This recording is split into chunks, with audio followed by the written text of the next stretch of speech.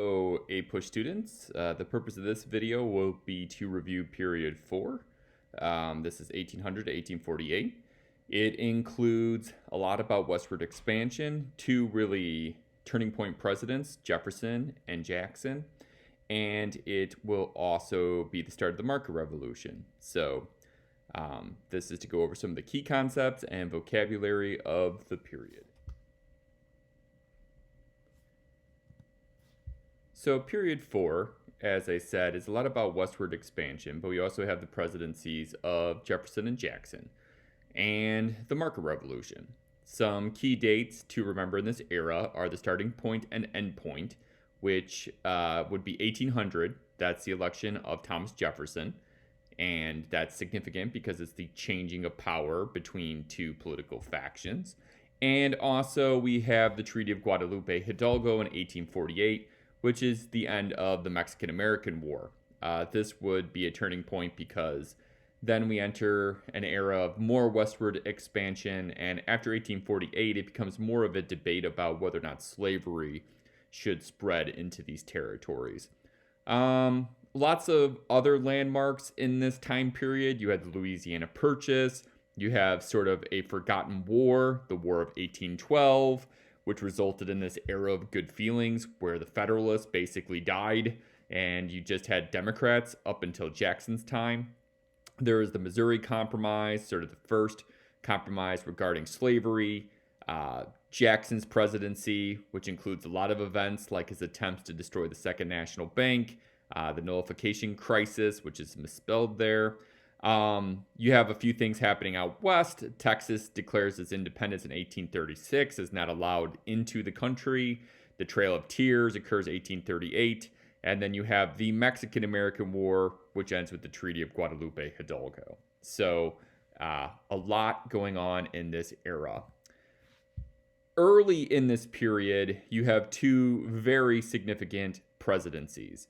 The first being Jefferson, the first Democratic Republican president, and he was very different as a president as he was a secretary or even as a political thinker before the Constitution. You know, Jefferson is noted as being kind of an anti-federalist and very state power focused, but as a president, he still has those ideals, but there are a number of times where he does not carry them out. You know, so Jefferson was a huge opponent of Hamilton's bank, but as president, he keeps the bank. Jefferson was all about, you know, very restrained presidential powers, but he still made the Louisiana Purchase. So although he was an Democratic Republican, an advocate for state rights, federalism really kind of remains, even when it dies as a party. There are also some huge Federalist shifts that happen in our judiciary. The first Supreme Court case of Marbury versus Madison gave the Supreme Court the power of judicial review. There was also the Supreme Court case of McCulloch versus Maryland, which would basically make the elastic clause, saying that the federal government can make any laws necessary and proper for the general welfare of the United States. Also, some of his state power focus backlashed in things like the embargo, which was necessary because he had dialed back the armed services so far. So, although Jefferson prided himself on being a states' rights advocate, as a president, a lot of Federalist ideas continue and become incorporated as part of our society. And so following Jefferson and the War of 1812, you have the era of good feelings, and that will be broken up by new political factions which are formed as a result of the presidency of Andrew Jackson. You know, Jackson was very much a Federalist, was a Democrat, but he expanded the power more directly to the people than it was to states' rights. His opponents were known as the Whigs. A couple remarkable things happened in Jackson's presidency. For the first time, non-landowners in America get to vote. He is known for his excessive use of the veto, his destruction of the Second National Bank. There was the nullification crisis where South Carolina refused to pay their tariff, which they called the Tariff of Abominations.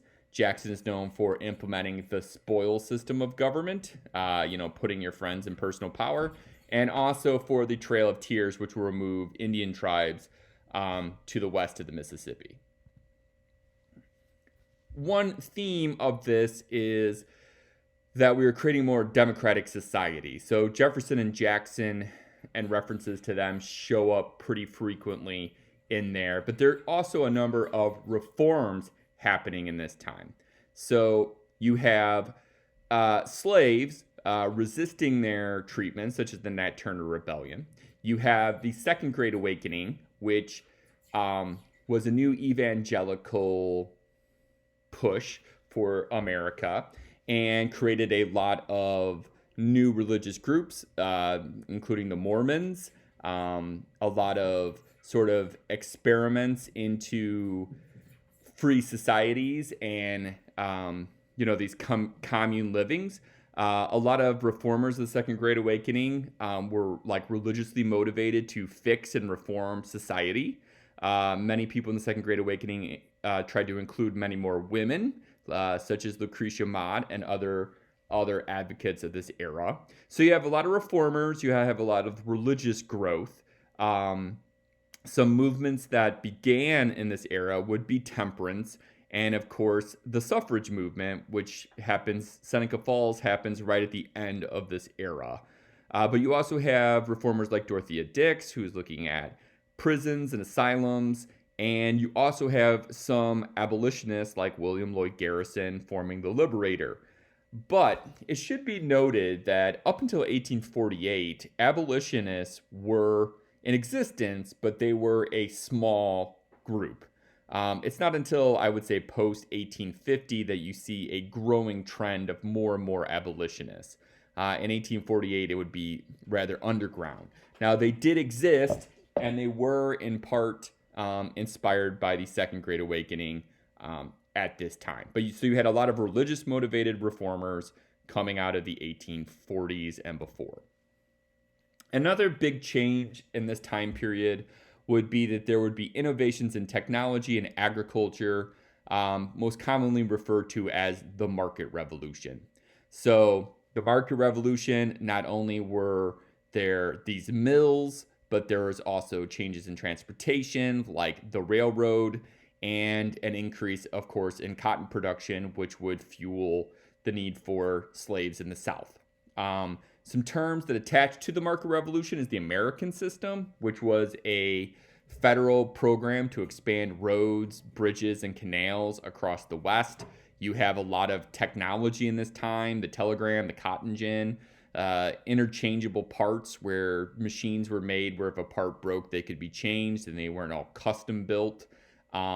Railroads, of course. The cottage industry gets replaced with the market. So cottage industries were when people made everything at home, like people had their own little like home shops. Now people are leaving the workplace to go to work in a market, and they're buying their goods at a market. And this change of spheres really sort of began to define gender roles. The cult of domesticity became a thing for people of wealth. This idea that the women are supposed to maintain the home sphere and men are supposed to leave and go to work. But we know that that's not a real phenomenon really at any part of American history. Now, the Lowell mills, which are pictured here, are basically encapsulate a lot about the market revolution. So they show up quite frequently in documents and references because, first of all, they're women working outside of the home.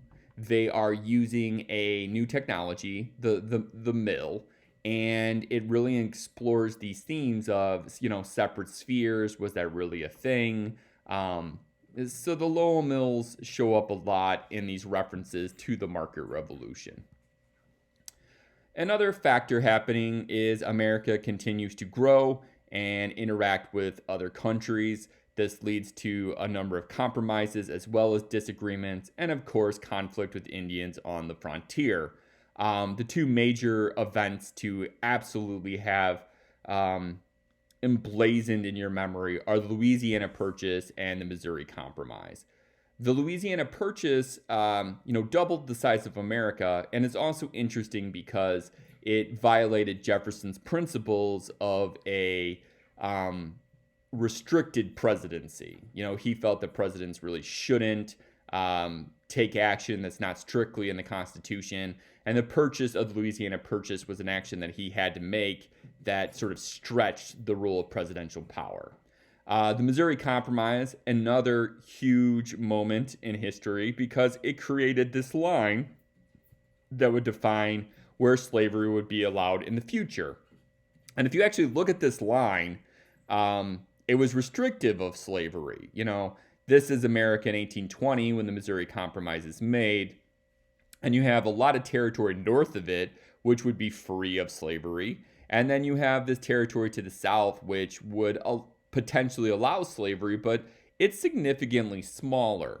But of course, in the next period, this is going to become an issue with areas like Texas and California. But that explores the next time period more than it would then. But the Missouri Compromise would become an interesting precedent going into issues about westward growth and slavery. So, a few things to look at to kind of evaluate to understand this period is to evaluate the presidents of Jefferson and Jackson. Like, in what ways was Jefferson a hypocrite? Which ways was he a wise leader? Jackson, was Jackson a good change for America in supporting the popular man, or was he negative for his treatment of Indians and his use of the spoils system? Things to consider. Will there ever in our history be an era of good feelings too, when there's not really a political disagreement between parties, or are the two-party systems in existence in America for perpetuity? We had a number of tariffs that were not popular in this era. There was the embargo by Jefferson, and there was the tariff of abominations by Jackson. And of course, in later times, we have the Smoot-Hawley tariff, which some people contribute as to worsening the Great Depression. So I guess the question is, are tariffs inherently bad? Next, was the market revolution a positive or negative force for minorities? You had the creation of work experiences for women. You had new religious groups that are calling for things like the abolition of slavery. But you also have the spread of slavery through things like the cotton gin. And you had the creation of the cult of domesticity. So when looking at that question, you have to sort of weigh in what ways it was positive and what ways it was negative. And in some history books, they refer to this era as the Age of Reform. And I guess I would just seek arguments for and against this, what reforms were created versus what were the successes of reforms in this era.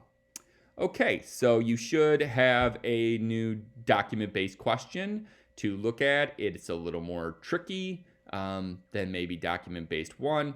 And that's okay, because we need to practice and we need to group, and it's okay to struggle with those. So I'll be looking forward to discussion and taking a look at your document-based question practice 2.